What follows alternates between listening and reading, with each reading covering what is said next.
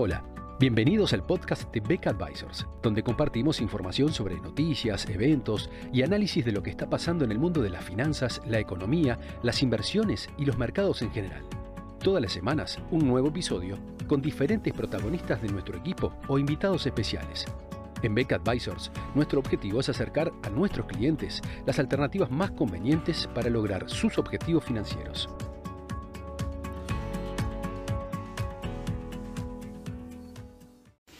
El pasado viernes 1 de agosto, fue realmente lo que uno podría llamar un viernes de loco para los mercados. Y esto es una alusión a la exitosa comedia de 2003 con Jamie Lee Curtis y Lindsay Lohan y a la inminente estreno de su segunda parte en pocos días, pero también de alguna manera refiere a lo que pareció ser la presencia de un adolescente impulsivo, frenético y desatinado en la Casa Blanca, dada la variedad y la índole de mensajes y decisiones que surgieron ese día. Empezando por la aplicación definitiva de aranceles, o por lo menos definitiva por el momento, de aranceles en lo que es un segundo capítulo luego de lo que fue Liberation Day en abril, con una estructura de aranceles que ha pasado en todo este tiempo de absurdos a una suerte de manipulación política por parte de la Casa Blanca respecto de terceros países. Las sorpresas que de alguna manera denotó este detalle de aranceles finalmente publicados tuvo alguna conmoción en los mercados. Pero no fue solamente ello. También estuvieron disponibles el pasado día viernes los datos de empleo de la economía norteamericana, que no solamente sorprendieron por lo malos, sino también por la revisión de datos anteriores con un crecimiento del empleo mucho menor que el que se había comunicado originalmente. A tal punto que algunos analistas de mercado llegaron a considerar que si esos datos hubiesen estado disponibles en la decisión de la Reserva Federal de mantener la tasa de interés, posiblemente esa decisión hubiese sido distinta, cosa que adelantamos de nuestra parte no compartimos, como vamos a ver luego. Pero para el presidente norteamericano Donald Trump, estos datos de empleo fueron una fuente de enojo que llevó a que despidiera directamente a la director del Bureau of Economic Analysis, o sea, una suerte de lo que sería el organismo estadístico de Estados Unidos, Erika McEntire, por justamente considerar que su manejo de los datos de empleo habían sido perjudicial para el Partido Republicano y para la política de la actual administración. Esta suerte de intervención en los resultados estadísticos ha generado también un problema de confianza en lo que pueda ser la divulgación de estas estadísticas hacia el futuro, lo cual también tuvo un impacto negativo en los mercados. Y a todo eso se sumó también la renuncia por parte de Adriana Kugler a su cargo de directora del board de la Reserva Federal, antes de lo que era el término de su mandato, que estaba previsto para enero del año que viene, lo que de alguna manera dejó un lugar disponible para la administración Trump para eventualmente reemplazar a Jerome Powell en el próximo mes de mayo. Recordemos que de acuerdo al mecanismo de la designación del chair del board de la Reserva Federal, este es elegido por la administración norteamericana, pero entre los miembros presentes, digamos, o actuales de ese comité, con lo cual, si Trump quiere designar a un sucesor de Jerome Powell en el próximo mes de mayo, va a tener que ser entre los integrantes de ese comité de aquí o de ese directorio de la Reserva Federal, de aquí a mayo del año que viene, que en este momento uno de los candidatos posibles es Christopher Waller, que actualmente es miembro del directorio, fue uno de los que votó en contra de la decisión de mantener la tasa de interés en esta última oportunidad.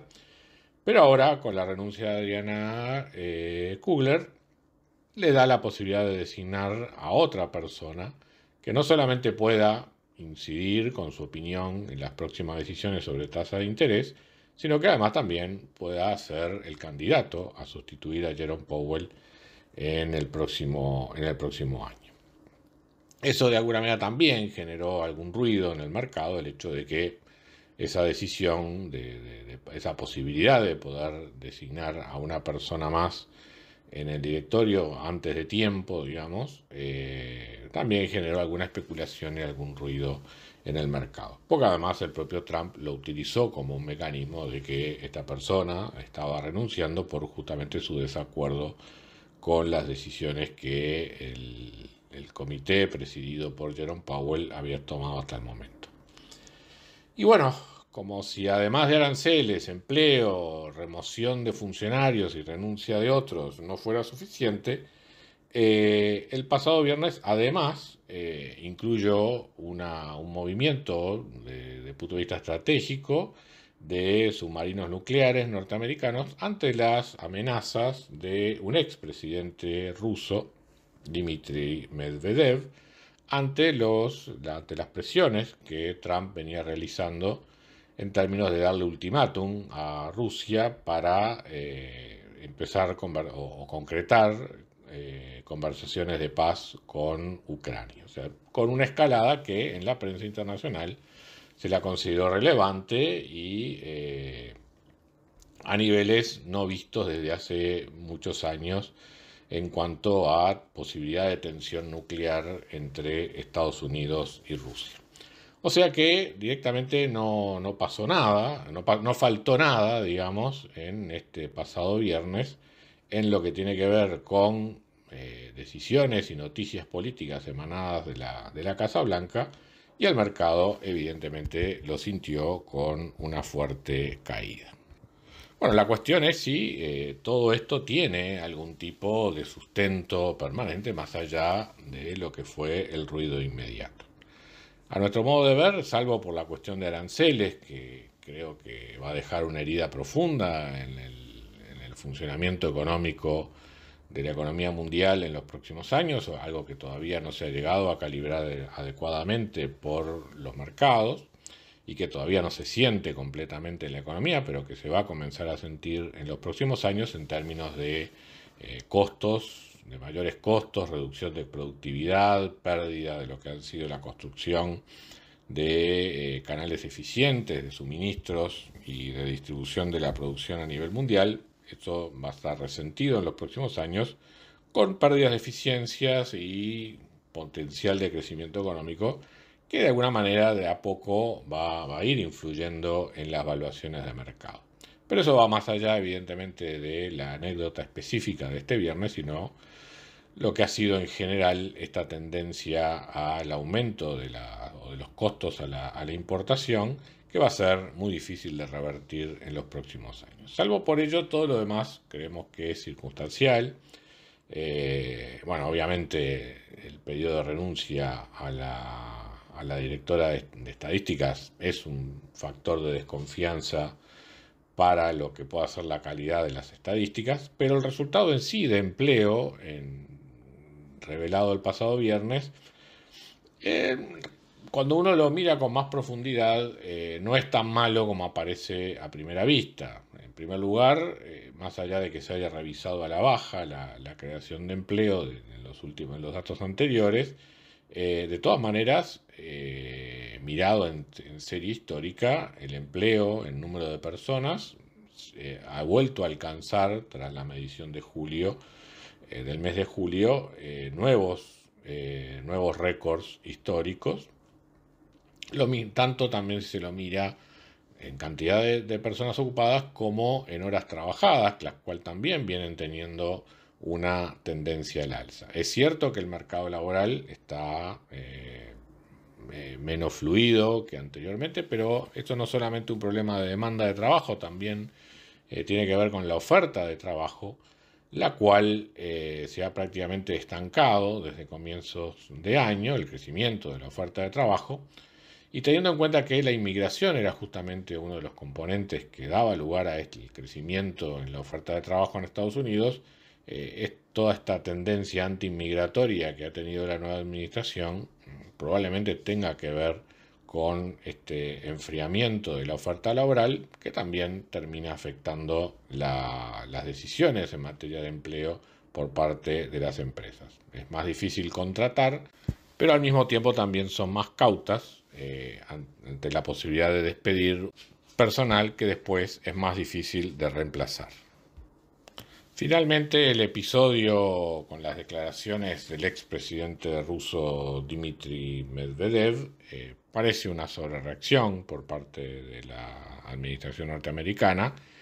teniendo en cuenta que Medvedev es en realidad un pobre tipo, que es cierto, fue presidente de Rusia,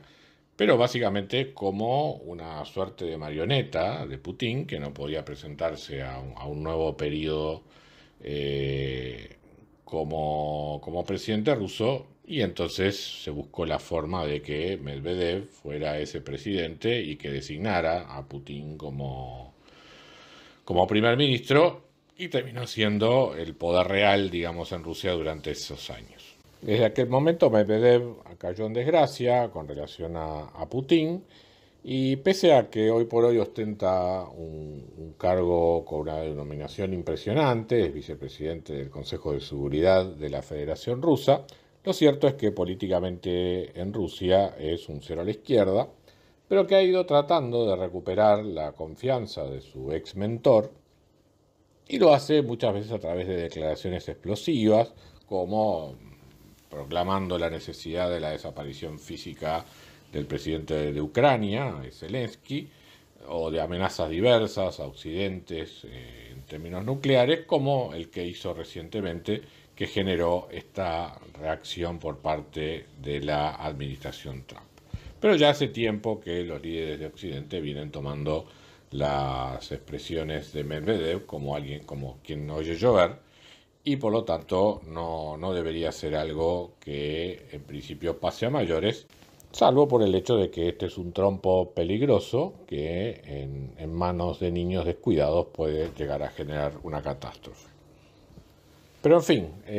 tras lo ocurrido el pasado viernes, parece ser más ruido que nueces, y bueno, probablemente el mercado vaya reaccionando y recuperando los valores